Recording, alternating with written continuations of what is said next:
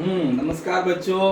और आज संडे है और संडे का एंजॉय करते हुए हम पढ़ाई करेंगे।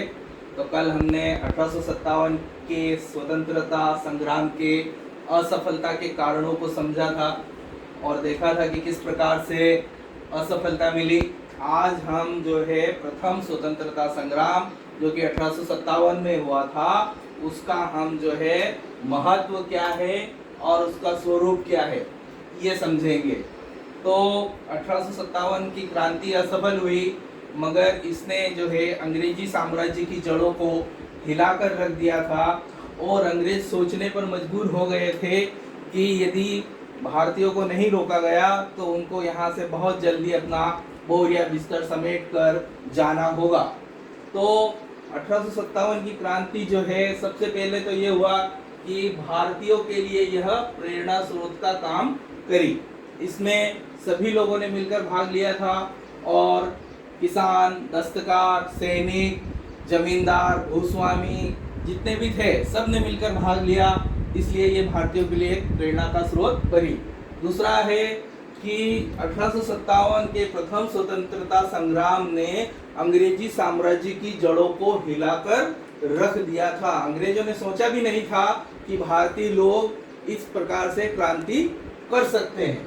फिर यद्यपि गवर्नर जनरल लॉर्ड कैनिंग ने इस क्रांति को कुचल दिया लेकिन यह क्रांति अंग्रेजों की सोच में परिवर्तन लाने के लिए बहुत एक प्रकार से ये कहेंगे कि उन्होंने अपनी सोच को परिवर्तित किया और भारत में जो प्रशासनिक उन्होंने जिम्मेदारियां दे रखी थी अंग्रेजी अधिकारियों को उसमें जो है प्रशासनिक परिवर्तन उनको करना पड़ा।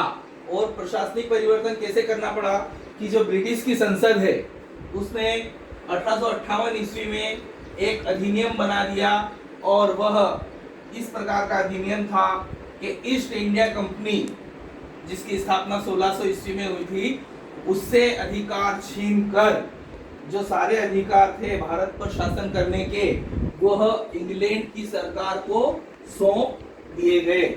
फिर दूसरा प्रशासनिक परिवर्तन यह हुआ कि सेना का पुनर्गठन किया गया। सेना का पुनर्गठन किया गया और उन्होंने फूट डालो और राज करो की नीति का जो है इस्तेमाल किया। हिंदू और मुसलमानों को आपस में लड़वाने की कोशिशें की गई और उन्होंने यूरोपीय सैनिकों की भर्ती की और सारे जो जिम्मेदारी वाले पद थे वो अंग्रेज अधिकारियों को दिए गए। इस प्रकार से सेना का पुनर्गठन किया गया।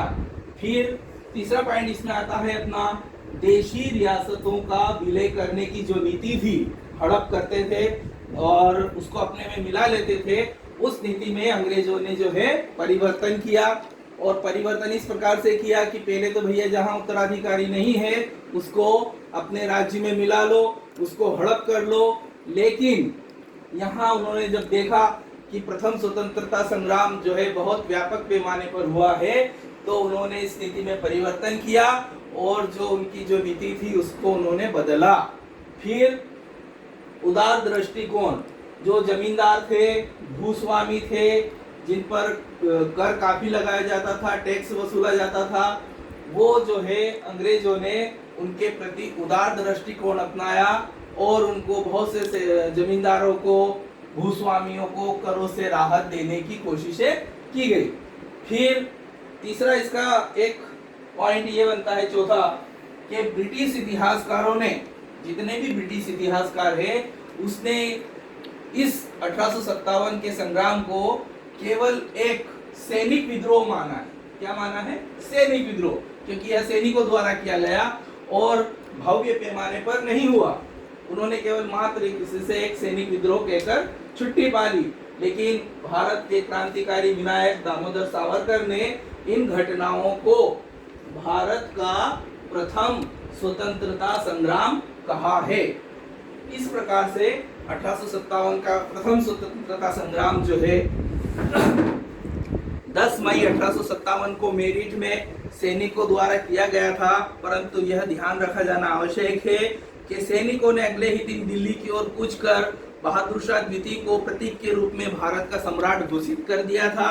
लेकिन जो है बहादुर शाह द्वितीय सही रूप से अपनी नीतियों को पालन नहीं कर पाया और यह जो है स्वतंत्रता का युद्ध सैनिक और अधिकारियों के मध्य न रहकर दो राजनीतिक सत्ताओं के बीच आरंभ हो गया था। संग्राम में बड़ी मात्रा में जनसाधारण सम्मिलित हुआ था। जनसाधारण भाले, कुल्हाड़ियों, लाठियां आदि लेकर अपना विरोध प्रकट करने के लिए मैदान में कूद पड़े थे। ग्रामीण लोगों के मन में राज्य और प्रशासन का भय समाप्त हो गया था। जिन स्थानों पर सैनिक नहीं पहुंचे वहां के लोगों ने स्वयं संगठित होकर संग्राम आरंभ कर दिया। किसान, दस्तकार, धार्मिक लोग और जमींदारों ने जिनसे भूमि छीन ली गई थी संग्राम में खुलकर अपना आक्रोश व्यक्त किया। जनसाधारण के हितों में समानता के कारण यह आंदोलन अत्यंत महत्वपूर्ण रहा। इसमें जाति और धर्म की सभी बाधाएं समाप्त हो गई। हिंदू और मुसलमान पहले से भी अधिक अटूट बंधन में जो है बंध गए थे। इस संग्राम ने भारत की भावी पीढ़ी को संघर्ष के लिए सदैव प्रेरित किया और 1857 का संग्राम स्वतंत्रता की भावनाओं का बीजारोपण किया। इससे देश की सांस्कृतिक एकता को बल मिला और देश में जो है इसने भारतीयों को एकता, संपन्न संगठन और उद्देश्य की प्राप्ति के लिए एकजुटता के महत्व को परिचित कराया। इस प्रकार से 1857 का जो प्रथम स्वतंत्रता संग्राम था इसने भारतीयों में राष्ट्रीय भावना भरने का भरसक प्रयत्न किया और इससे भारतीयों में यह भावना जागृत हुई कि हमें अपनी स्वतंत्रता के लिए अंग्रेजों से लड़ाई लड़ना ही होगी। हमें अंग्रेजों को यहाँ से भगाना ही होगा, हमें इनसे लड़ना ही होगा। तो इस प्रकार हम देखते हैं कि प्रथम स्वतंत्रता संग्राम का क्या महत्व था और क्या स्वरूप था। आशा करता हूँ आपको समझ में आया होगा। जय हिंद, जय भारत। अगले